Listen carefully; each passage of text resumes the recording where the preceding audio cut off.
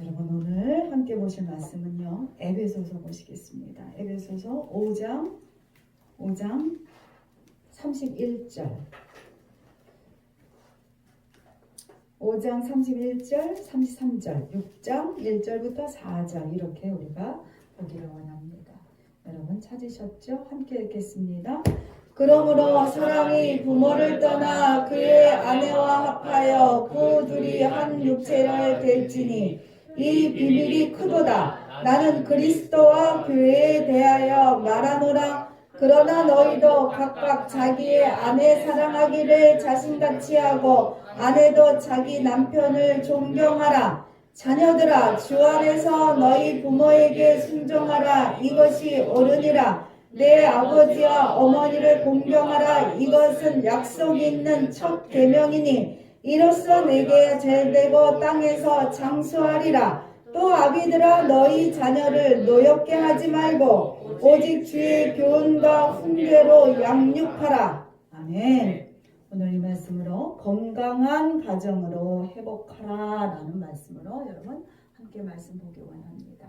이 시간에 우리 통계청이요 5월 3월 19일 날 발표한 게 있어요. 뭘 발표했냐? 2019년 혼인 이혼에 대한 통계를 발표했다는 거죠. 그런데 그 통계에 따르면 지난해 이혼 건수가요, 여러분 놀라지 마십시오. 11만 800건이나 된답니다. 작년보다도 2,100건이 늘어난 거라는 거죠. 우리가 잘 알고 계시지만 갈수록 비혼주의가 늘어나고 있습니다. 그리고 결혼 연령도요, 여러분 늦어지고 있지요. 그런 가운데 이혼율이 증가하고 있다는 거예요. 얼마나 안타까운 일인지 모르겠어요. 요즘 젊은 친구들 결혼 안 할 거예요. 나는 혼자 살 거예요. 이렇게 얘기하는 친구들이 너무나 많단 말이에요. 우리 신봉 은혜숙교에 있는 모든 젊은 친구들은 다 결혼하게 될 줄 믿습니다. 아멘입니다. 예. 인류는요 결혼을 해야만 이 인류가 여러분 존속됩니다. 가정이라는 것이 유지돼야지만 이 인류는요 존재하게 되는 거라는 거죠. 비정상적인 제도를 만들어서 종족을 선별적으로 유지시킬 수 있다는 것이 이론적으로는 가능해요. 그렇지만 여러분 인간은 로봇이 아니라는 거죠. 인간에게는요 감정이라는 것이 있고 인격이라는 게 있어요. 그렇기 때문에 기계적으로 사람의 의도적으로 인류를 존속시킬 수는 없는 겁니다. 또한 인간은요 사랑을 통해서만 인간은 정상적으로 성장할 수 있어요. 그래서 누군가의 사랑이 필요하고 누군가의 희생이라는 게 필요합니다.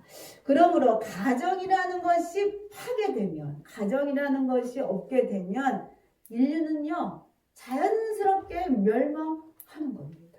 그래서 우리가 잘 알고 계시듯이 재난 영화나 아니면 지구의 멸망을 다루는 영화들이 많이 있잖아요. 그런데 그 영화들을 보면 절망 가운데서도 한결같이 가정을 지키고 사랑으로 그 절망을 이겨내면서 끝나게 되는 것을 우리가 보게 됩니다. 하지만 사회가 급속하게 변하고요. 그러므로 인하여 경제생활도 변하고 가정은 점점 작은 단위로 쪼개지고 있습니다. 그래서 가정에서 나타나는 뿜어나는 에너지도 약화되고 있다는 거죠. 우리가 대가족으로 살 때는요. 가정이라는 범위가 워낙 컸기 때문에 웬만한 것은 가정을 통하여 모든 것이 이루어졌어요. 가정을 통해서도 우리가 경제생활이 가능했다는 거죠. 가족만으로도. 왜? 가족들이 대가족이었기 때문에 가족 자체가 노동력이 되어서 함께 일하고 함께 생산하고 함께 먹을 수 있는 단위들이 되었다는 겁니다. 그리고 사회생활도요. 굳이 남들과 관계 맺지 않아도 가족끼리 관계 맺으면서 웬만한 것은 다 해결되었죠. 하지만 요즘은 어떻습니까? 다 핵가족 사회죠. 대가족이 아니라 핵가족 사회. 그리고 더 나아가서 독신 가정들이 늘어나는 가운데 예전 가정들이 감당했던 것은 이제는 도저히 감당할 수 없게 되었어요. 그러므로 인해서 작은 문제가 생겨도요, 그것들을 해결하지 못하고 가정들이 넘어집니다. 깨지게 되지요. 그런 일들이 요즘은 번번하게 일어납니다. 가정이 제 역할을 감당하지 못하게 되니 결과적으로 많은 문제들이 일어나게 돼요. 이 문제는 부부뿐만의 문제가 아니지요. 아이들까지, 자녀 세대까지 문제가 이어짐을 우리가 압니다. 그리고 가정이 건강해야지만 모든 경제활동, 모든 생산활동이 가능해질 수 있습니다. 그래서 가정이라는 것을 우리가 다시 한번 오늘 들여다보고 가정의 기본을 우리가 다시 한번 체크하고 점검하기를 원합니다. 여러분, 사전에 보면 가정이란 뭐라고 얘기하고 있느냐, 우리 함께 읽겠습니다. 가정이란 부부를 중심으로 그 부모나 자녀와 함께 살아갈 집을 포함한 생활 공동체를 가정이라고 하고 있지요. 가정의 중심은 여러분 부모가 아니에요. 가정의 중심은 자녀가 아니에요. 가정의 중심은 뭐라고 얘기하고 있죠? 여러분 부부입니다. 이것이 가정의 기본이라는 거죠. 이 기본이 흔들리게 되면 가정은요 금이 가게 되는 겁니다. 과거에 우리 사회는요 가정의 중심에 누가 있었느냐? 부모가 있었어요. 그렇죠. 그런데 요즘 들어서는 가정의 중심에 여러분 누가 들어와져 있냐면 자녀입니다. 그렇기 때문에 어려운 문제들이 생겨나고 있는 것이 여러분 사실입니다. 그래서 여러분 가정의 중심이 부부일 때 그 가정은 건강한 가정이 된다는 거죠. 첫 번째 그렇습니다. 에베소 5장 31절부터 33절 읽겠습니다. 그러므로 사람들이 부모를 떠나 그의 아내와 합하여 그 둘이 한 육체가 될지니 이 비밀이 크도다. 나는 그리스도와 교회에 대하여 말하노라. 그러나 너희도 각각 자기의 아내 사랑하기를 자기같이 하고 아내도 자기 남편을 존경하라. 예전의 결혼을 보면 예전의 결혼은 뭐 어떤 결혼이었냐면 집안과 집안 사이에 부모들끼리 계약이었어. 계약. 집안과 집안의 계약. 그러므로 가정의 중심은요 부모였어요. 부모. 그리고 특별히 우리나라는 여러분 유교 사회였습니다. 그러므로 인해서 효라는 것은 당연히 해야 될 일이었으며 이 효라는 것은 종교적 신념이었다는 거죠. 그러므로 지켜져야만 하는 거였습니다. 그 결과 며느리는 자식이기보다는 그 가정의 종으로 오게 되었다는 거죠. 말하자면. 그래서 그 가정에 종같이 섬기는 일들을 며느리가 감당했었습니다. 로마 시대 때는요. 이 성경이 신약 성경에 쓰고 있는 로마 시대 때도 마찬가지였다고 합니다. 남편과 아내의 관계가 어땠냐면 주인과 종의 관계였다는 거죠. 그러므로 그렇게 종과 주인의 관계같이 살아가는 가정들이 로마 시대의 가정이 대부분이었다고 합니다. 그러나 그리스도를 주인으로 모신 믿음의 가정은 부부가 주 안에서 피차 복종하라. 그렇게 성경이 말하고 있습니다. 그러므로 부부가 함께 되어 함께 하나가 되어서 중심을 이루어라 라고 성경이 얘기하고 있다는 겁니다. 이것은요 남편과 아내가 서로 사랑하고 존경하고 순종할 때 여러분 가능한 것입니다. 아내들은요 특별히 남편에게 사랑받고 싶어 합니다. 남편은 아내가 자기를 존경해 주기를 원합니다. 그러나 관계가 깨지면 남편과 아내가요, 남편이 아내를 충분히 사랑해주지 못하고, 아내도 마찬가지예요. 남편을 향하여 무시하게 된다는 거죠. 그 결과 서로 따로따로 힘겨루기가 그 가정 안에서 나타나게 된다는 거죠. 그러므로 가정이 흔들리는 겁니다.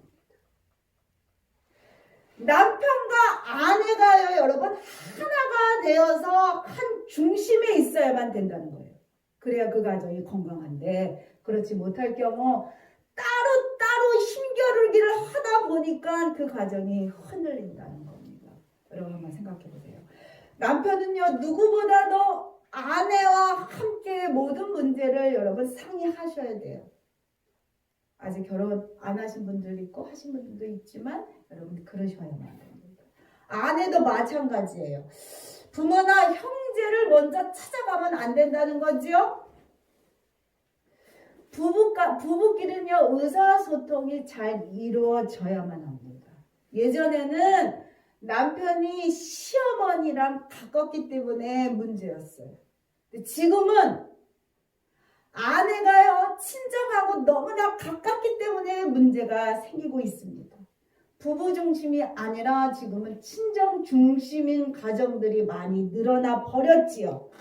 그리고 아이들이 태어나고부터는 이제는 완전히 자연스럽게 자녀 중심으로 바뀌어가고 있습니다. 가정들이. 그러나 여러분, 가정의 중심은요, 남편도 아니고 아내도 아니고 자녀도 아니고 부모도 아닙니다. 이것이 흔들리게 되면 그 가정은 건강하지 못한 가정이 된다는 거죠. 가정의 중심은 부라는 거예요. 이 두 부부가 두 사람이 하나가 돼서 중심을 하나로 이루어갈 때 그 가정이 건강해지는 겁니다. 그럴 때 그 가정은 안정적이 되는 거예요. 부부 중심이란 다른 말로 얘기하면 서로 간에 평등한 관계가 있는 거예요. 부부끼리. 부부가 평등한 거예요. 중심을 잘 이루고 있어야 이것이 잘 서 있죠. 그리고 중심을 잘 이루고 있다는 것은 서로 평행선에 있다는 겁니다. 그럴 때 그 가정은 안정적입니다. 누가 더 많이 벌어, 누가 더 많이 일해, 이것으로 인하여 위치가 달라지지 않는다는 거예요.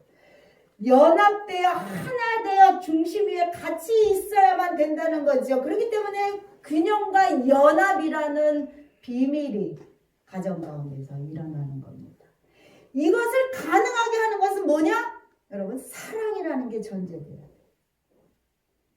존중이라는 것이 전제될 때 여러분 가능합니다. 그럴 때 서로 간에 네 거 내 거, 네가 해 내가 해 이런 잡음은 일어나지 않는다는 거죠. 돈을 잘 버는 자는 돈을 좀 더 벌면 되는 거예요. 그리고 시간이 좀 더 많이 남은 자는 가정 일을 좀 더 많이 하면 되는 겁니다.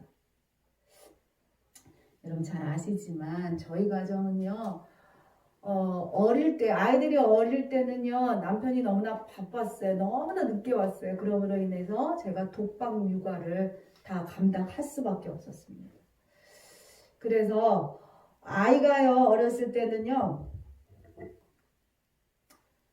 제가 학교도 가야 됐고, 그리고 직장 생활도 해야 됐기 때문에 수많은 날들을 아이 챙기고 막 데려다주고 데리고 오고 막 이러면서 올 일이 많았어요. 너무나 힘들었기 때문에 이것들을 감당하는 게 너무나 버거웠던 날이 한두 일이 아니었어요. 다시 돌아가려면 못 돌아갈 정도로 그렇게 힘든 시간들을 제가 보낼 수밖에 없었습니다. 그리고 우리 아이는 제일 늦게 어린이집에서 나올 수밖에 없었어요. 그러므로 인해서 어쩔 수 없이 필요치 않은데도 불구하고 학원으로 아이를 돌릴 수밖에 없었어요. 끝나서 학원에서 픽업해서 학원 갔다가 집으로 늦게 돌아오게 할 수밖에 없었어요. 그런데 제가 시간이 없어서 도저히 아이들을 감당할 수 없었을 때 남편이 시간이 좀 생겼고 그럴 때 아이들을 챙기는 일들을 도와주기 시작했다는 거죠. 지금에 와서는 저희 남편이 거의 가정 집사 일을 다 하고 계셔요. 이걸 기쁨으로 하셔요. 지금은 밥도 해주고 설거지도 하고 뭐 다 교회 정서 뭐 다 하시죠. 여러분 아시다시피. 그렇기 때문에 제가 여러 가지 일들을 감당할 수 있습니다. 여러분 삼시세끼라는 프로그램 여러분 보셨지요? 거기 보면 차승원이라는 사람이 나옵니다. 이 사람은 아주 멋진 사람이에요. 모델이고 탤런트죠.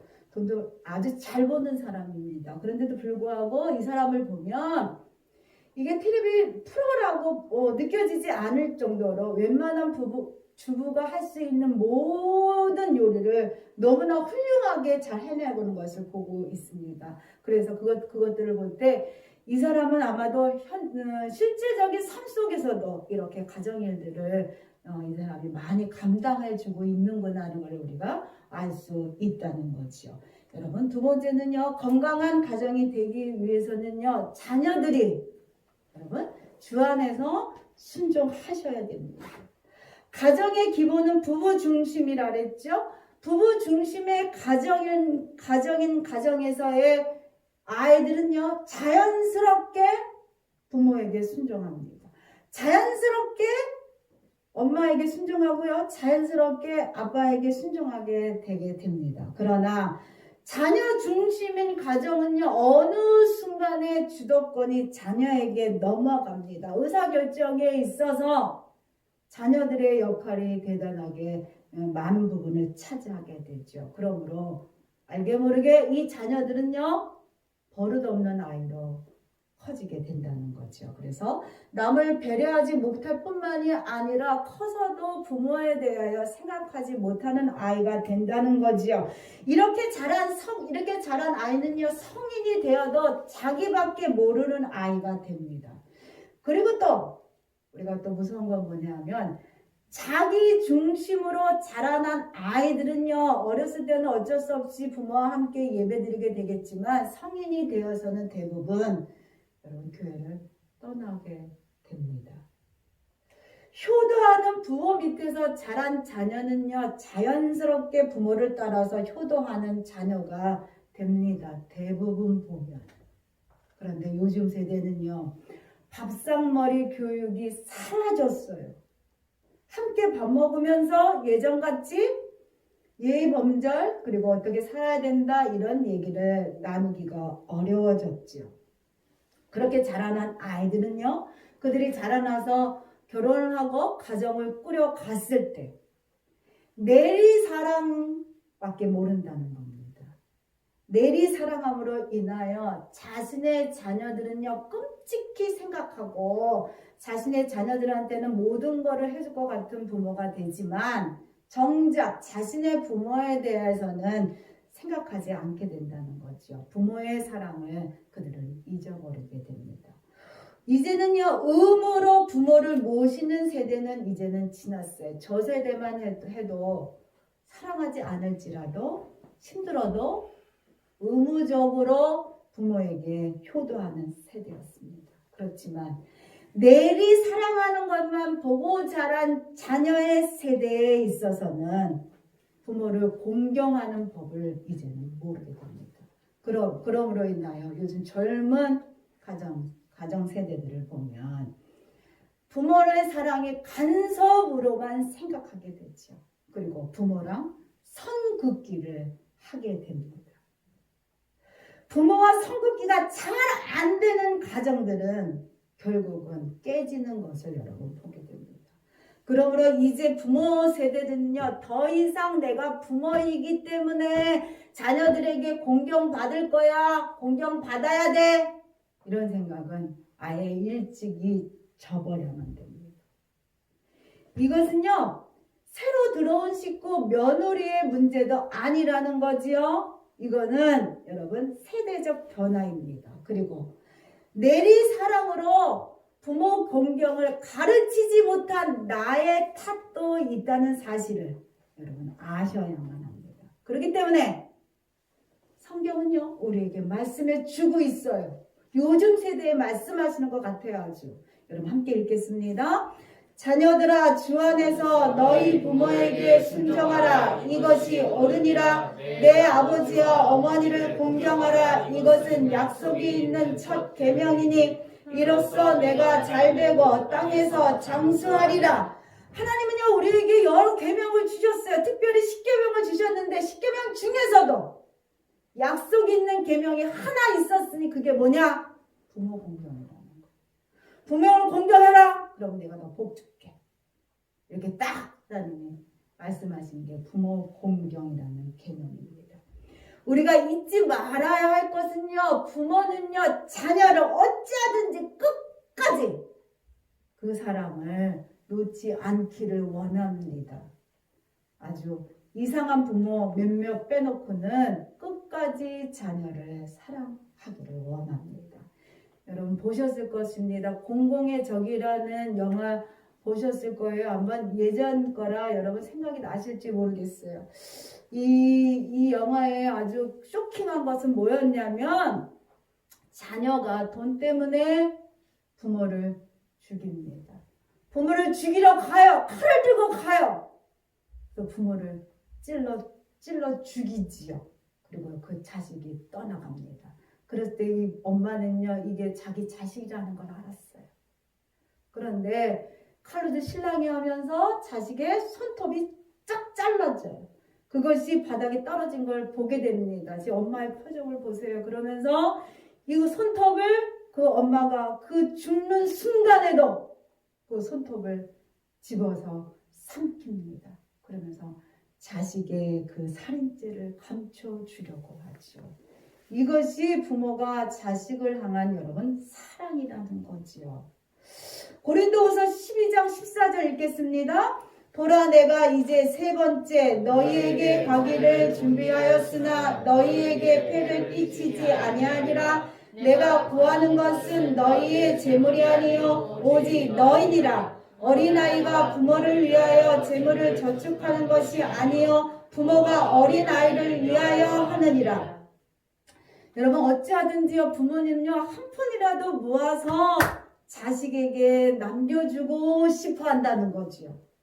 이게 부모의 여러분 마음입니다. 자식 눈에는 우리 부모는 돈밖에 몰라. 돈 갖다 줘야 좋아하셔. 효도도 돈이 있어야 효도해. 자식들은 이렇게 생각할 것입니다. 그러나 정작 부모에는요 자식밖에 없다는 거죠. 부모가 기다리는 것은요 돈이 아니라는 거예요. 부모가 기다리는 것은 자식이라는 겁니다. 표현을 잘 못해서 그렇지. 그렇지만 우리가 잘 아실 겁니다. 마음이 가는 곳에는 돈도 함께 가진다는 것이 사실입니다. 성경에 보면요 고르반이라는 게 있어요. 고르반 이렇게 하는 게 있습니다. 이게 여러분 마가복음 7장 11절 읽겠습니다. 너희는 이르되 사람이 아버지에게나 어머니에게나 말하기를 내가 드려 유익하게 할 것이 고르반 곧 하나님께 드림이 되었다고 하기만 하면 그만이라 하고, 고르반이라는 말은 하나님께 드려지는 제물이라는 단어입니다. 그런데 탐욕에 물든 사람들이요 율법을 좀 아는 자들이요 율법을 악이용했다는 거죠. 부모를 복양하기 싫은 거예요. 부모의 간섭받기 싫은 거예요. 예? 그러다 보니까는 부모를 복양하기 위한 그 재물을 나 이거 하나님께 드렸어. 고르반. 그리고 부모 공양에 대한 복양을 하지 않았다는 거죠. 그러므로 사람들의 눈을 피하게 되었답니다. 그래서 공식적으로 이 사람은 부모를 복양하지 않아도 돼 이렇게 했다는 거지요. 여러분 이것이 참 우스운 일입니다. 보이는 부모도 공양하지 않으면서 보이는 부모도 공양할 마음이 없는데 불구하고 보이지 않는 하나님을 공경하고 하나님을 섬긴다는 거 이거는 어려운 일입니다. 있을 수 없는 일입니다. 어찌 보면. 여러분 세 번째는요. 건강한 가정은요. 자녀를 인격적으로 대합니다. 여러분 자녀는요. 부모의 소유물이 아니지요. 자녀는 하나님이 부모에게 준 기업의 소산입니다. 그러므로 우리는 자녀를 바라볼 때 청지기로서 이 자녀들을 우리가 양육해야만 된다는 거죠. 그러나 많은 부모들이요. 자녀를 자신의 소유물로 생각합니다. 그러므로 인해서 과도한 기대를 자녀에게 하지요. 우리 은성이도 아마 지금 많이 부담 가질 것 같아요. 그렇죠? 우리가 알게 모르게 아이들이 대학을 준비할 때 이 정도 대학을 우리 아이가 가졌으면 좋겠어. 알게 모르게 그런 부담감이 있다는 거죠. 아무리 부모가 얘기하지 않을지라도 자녀들에게는 그것들이 부담으로 이렇게 있는 것을 보게 됩니다. 모든 가정이 한국에서 그렇습니다. 그렇게 과도한 기대와 과도한 집착으로 인해서 많은 자녀들이요 병들어 가고 있는 것이 여러분 사실입니다. 성경이 우리에게 다시금 일깨워 주고 있어요. 뭐라고 말씀하시냐? 4절 읽겠습니다. 또 아비들아 너희 자녀를 노엽게 하지 말고 오직 주의 교훈과 훈계로 양육하라. 아무리 어릴지라도 하나의 생명체인 거예요. 아무리 어릴지라도. 그렇기 때문에 우리가 그 어린 자녀를 대할 때 우리가 무시하지 말아야 된다는 거지요. 그도 인격체로 존중하고 그를 우리가 양육해 줘야 된다는 거죠. 일방적인 훈육으로 아이들을 가르치고 양육했을 때 그가 아주 착한 아이같이 그렇게 자라게 되는 것을 보게 되지만 여러분 그거는 속이는 거라는 겁니다. 그 아이는요 복정적인 것 같지만 성장한 이후에는 정상적이지 않을 때가 많습니다.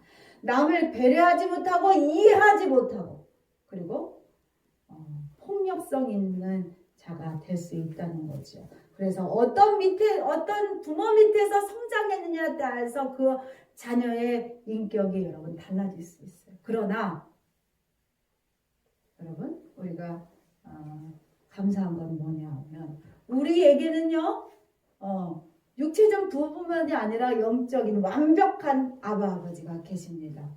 하나님은요 절대로 우리를 일방적으로 대하지 아니하십니다. 하나님께서 우리에게 사랑을 주실 때 아주 끝없는 사랑으로 우리에게 허락하시고 우리를 터치하실 때는 아주 인격적으로 우리를 터치하십니다. 그러므로 인하여 하나님을 통하여 우리의 인격이 치유될 수 있음을 여러분 감사하시기를 부탁을 드릴게요. 따라서 여러분 지금의 가정이요 건강해야지만 다음 세대도 건강하게 되는 겁니다. 가정의 모든 것이 기본이고요. 가정의 모든 것의 기본이고 시작이고 여러분 결과입니다. 그러므로 가정의 건강함을 유지해야만 된다는 거죠. 그럴 때 유지할 수 있는 것은 뭐냐? 기본을 잃지 마셔야 합니다. 가정의 기본은 뭐냐? 사랑이에요. 네. 그리고 존중입니다. 그리고 가정의 기본 단위는 뭐냐? 부부 중심입니다. 중심에 부모도 자녀도 아니에요. 남편도 아내도 아니에요. 가정의 중심 가운데 부부가 함께 있어야만 됩니다. 그래야지 그 가정이 흔들리지 않는다는 거예요. 그래야지 그 가정이 건강합니다. 그 안에 사는 자들은 그렇기 때문에 안정적이고 평안합니다.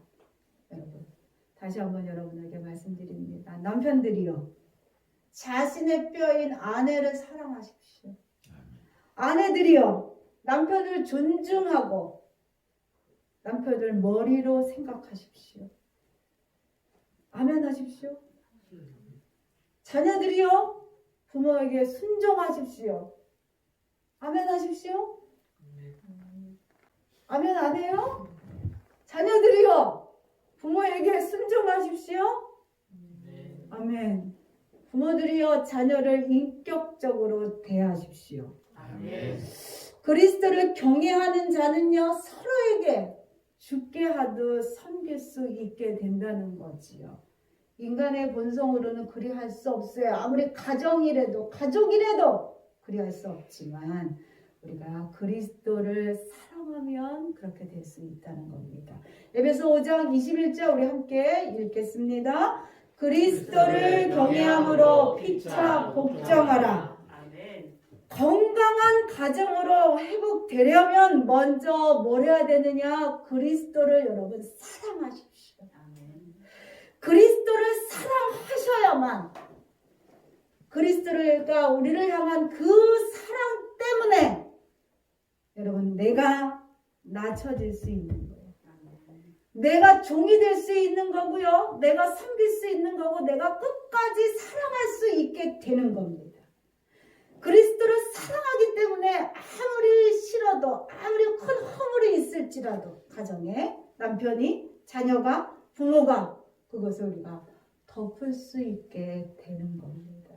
이것은 나의 힘으로 할 수 있는 게 아니에요. 내 안에 있는 이 사랑과 헌신으로 할 수 있는 게 아니라 내 안에 있는 그리스도의 사랑이 그렇게 하게끔 우리를 이끌어 가신다는 거지요. 그렇기 때문에 먼저 어찌해야 된다? 그리스도를 사랑하십시오. 그러면 그 가정은 주 안에서 건강한 가정이 여러분 유지될 수 있을 것입니다. 5월 가정의 달입니다. 여러분 다시 한번 가정의 소중함을 생각하고 그리고 자신의 위치들을 잘 찾아가시기를 부탁을 드리겠습니다. 가정의 중심은 누구라고요? 자녀가 아니에요. 여러분 부모가 아니에요. 가정의 중심은 부부입니다. 그 사실을 꼭 기억하셔서 중심을 잘 잡고 건강한 가정으로 여러분 잘 끌고 가시기를 부탁드립니다. 아멘.